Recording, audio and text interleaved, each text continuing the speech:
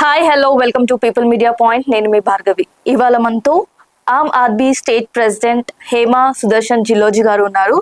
వారితో మాట్లాడి కొన్ని ఇంపార్టెంట్ అండ్ ఇంట్రెస్టింగ్ విషయాల గురించి మాట్లాడి తెలుసుకుందాం. హాయ్ హేమా గారు, ఎలా నమస్తే అండి, బాగున్నాను. సో ఇప్పుడు నడుస్తున్న టాపిక్ అరవింద్ కేజ్రీవాల్ గురించి కేసు పెట్టారు. లిక్కర్ కేసు నడుస్తుంది కదా, దాని గురించి మీరు ఏం చెప్తారు? లిక్కర్ కేసు నడుస్తుంది కాదు, అయిపోయింది. ఈ రోజుతోనే మొత్తానికి ఎండ్ అయిపోయింది. Morning news. సో ఈ రోజు మాకు పండుగ రోజే అని చెప్పాలి. ఎందుకంటే మాకు ఎక్కడ పోయినా కూడా ఒక మార్క్ లాగా ఉంది. అది ఈ బీజేపీ ప్రభుత్వం ఎలా అంటే ఒక సామ భేద దండోపాయాలు ఉపయోగించి 3 సంవత్సరాలు మా సారే ఢిల్లీలో సీఎం గా ఉన్నారు కాబట్టి తను అక్కడ వచ్చేసి ఇప్పుడు సెంట్రల్ లో తను ఉన్నాడు.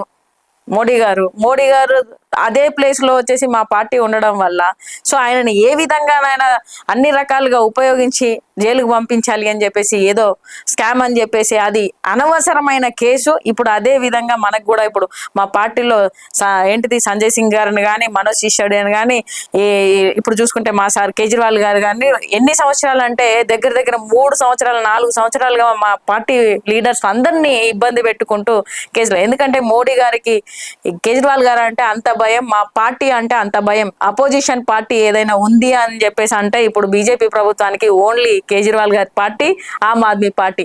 అందుకే కదా ఈ రోజు నిజం నిప్పు లాంటిది అంటారు. అది కొంచెం లేట్ అవుతుంది కానీ బయటికి వస్తుంది, నిజం అనేది బయటికి వస్తుంది. ఇప్పటికైనా ప్రజలు ఒక్కసారి ఆలోచించాలి. అది ఢిల్లీ ప్రజలైతే వాళ్ళకైతే ఆల్రెడీ తెలిసింది. ఎందుకంటే ఇప్పుడు రేఖా గుప్తా గారు అక్కడ ఏ విధంగా చేస్తున్నారు, కేజ్రీవాల్ గారు వచ్చేసి సీఎం గా ఉన్నప్పుడు ఏ విధంగా ఇచ్చారు అనేది ఏదైనా కానీ ఇప్పుడు చూసుకుంటే 200 యూనిట్లు కరెంట్ ఫ్రీ కానీ లేకపోతే మనకి ఇక్కడ బస్సు ఫ్రీ కానీ, అలాగే ముఖ్యంగా మా పార్టీ ఉద్దేశం ఏంటిదంటే హెల్త్ ఎడ్యుకేషన్. మన ట్యాక్సులు కడుతున్నామంటే మనకి రిటర్న్ ఏ విధంగా వస్తుంది, ట్యాక్సులు కడితేనే కదా మనం వచ్చేసి ఇదంతా తెలుస్తుంది. చదువుకొని మంచి జాబ్స్ ఇచ్చేసి మళ్ళీ ట్యాక్సులు మనకు ప్రభుత్వానికి కడతాం. అదే విధంగా మన ఆరోగ్యం బాగుంటే మళ్ళీ వచ్చేసి సంపాదించేసి మళ్ళీ ట్యాక్సులు కడతాం.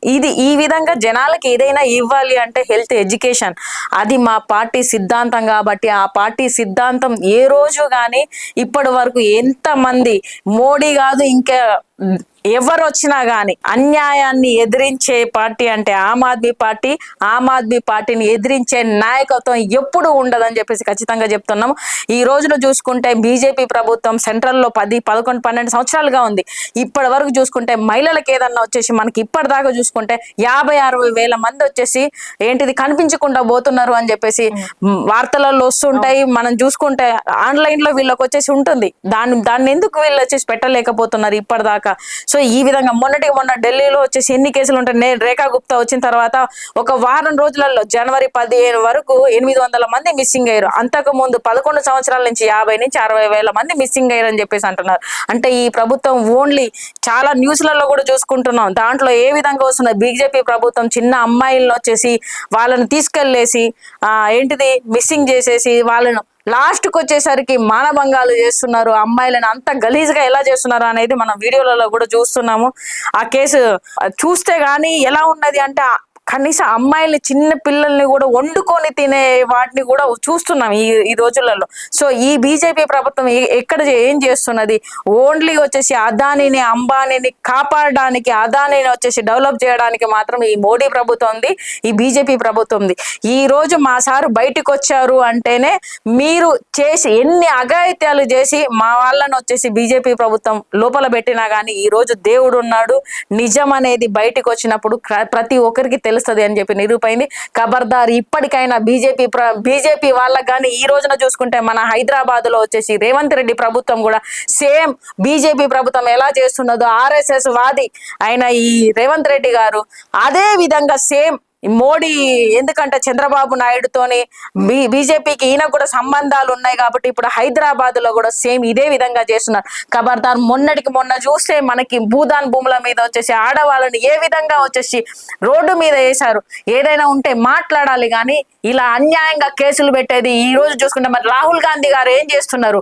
ఈ రోజు వచ్చేసి RSS వాది ఓటుకు నోటు కేసులో ఉన్న అతన్ని మీ పార్టీలోకి ఎందుకు తీసుకున్నా అంటే మీ పార్టీలో వచ్చేసి మీ పార్టీ కూడా న్యాయమైన పార్టీ కాదు, మీ దాంట్లో కూడా ఎప్పుడు స్కాములు చేసిన వాళ్ళని మీ పార్టీ సపోర్ట్ చేస్తుందని చెప్పేసి ఈ కాంగ్రెస్ ప్రభుత్వం కానీ బీజేపీ ప్రభుత్వం కానీ చెప్పకనే ప్రజలందరికీ చెప్తున్నారు. ఇప్పటికైనా దయచేసి ప్రజలకు ఒక్కటే చెప్తున్నాను, మా పార్టీ ఆమ్ ఆద్మీ పార్టీ కేజ్రీవాల్ గారు అనేది అన్యాయాన్ని ఎదురిస్తారు.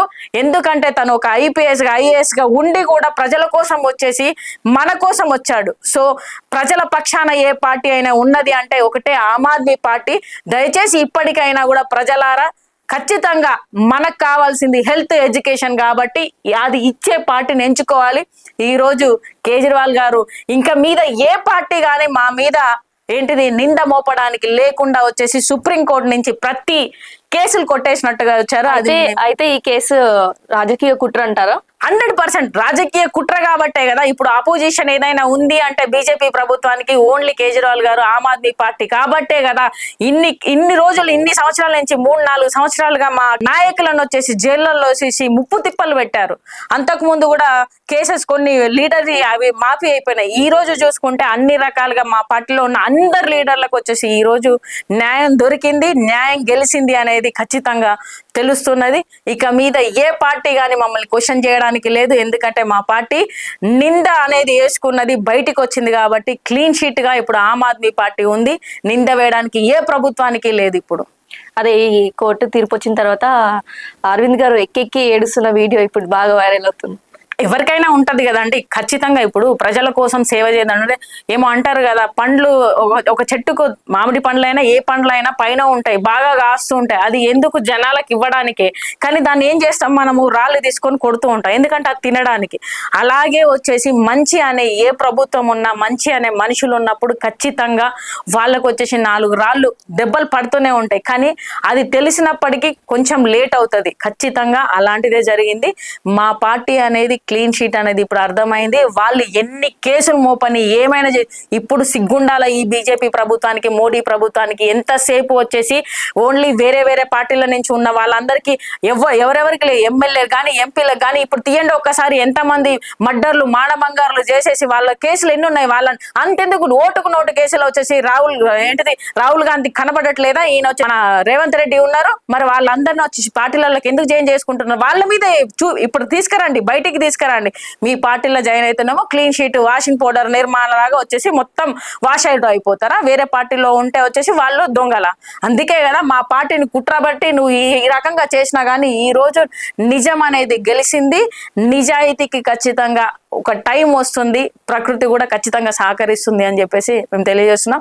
రియల్ గా మా పార్టీలో ఇంత క్లీన్ షీట్ ఇచ్చినందుకు తెలంగాణ నుంచి ఖచ్చితంగా మా స్టేట్లో ఏ స్టేట్లలో ఉన్నా ఆ స్టేట్లలో ఖచ్చితంగా మేము వచ్చేసి సెలబ్రేషన్ చేసుకుంటాం. ఈ రోజున మాకు ఎంత పండగ అంటే పార్టీ పెట్టినప్పటికంటే ఈ రోజు ఇన్ని నిందలు పడి కూడా ఇన్ని సంవత్సరాలు భరించినందుకు ఖచ్చితంగా మేము సంతోషంగా ఉన్నాం. మా సార్ ఏడ్చారు అంటే అది ఆనంద బాష్పాలు. ఎందుకంటే మీరు ఏం చేసినా కానీ ఈ ప్రభుత్వాలు, మోడీ ప్రభుత్వం, కాంగ్రెస్ ప్రభుత్వం ఏం చేసినా కానీ మా పార్టీ ఎప్పుడు క్లీన్ గా ఉంటుంది, నేను న్యాయంగా ఉన్నానని చెప్పేసి అప్పుడు చెప్పాడు, ఇప్పుడు చెప్తున్నాడు. Thank you. లైక్ చేయండి, షేర్ చేయండి, సబ్స్క్రైబ్ చేయండి. మరిన్ని వీడియోల కోసం బెల్ సింబల్ పై క్లిక్ చేయండి.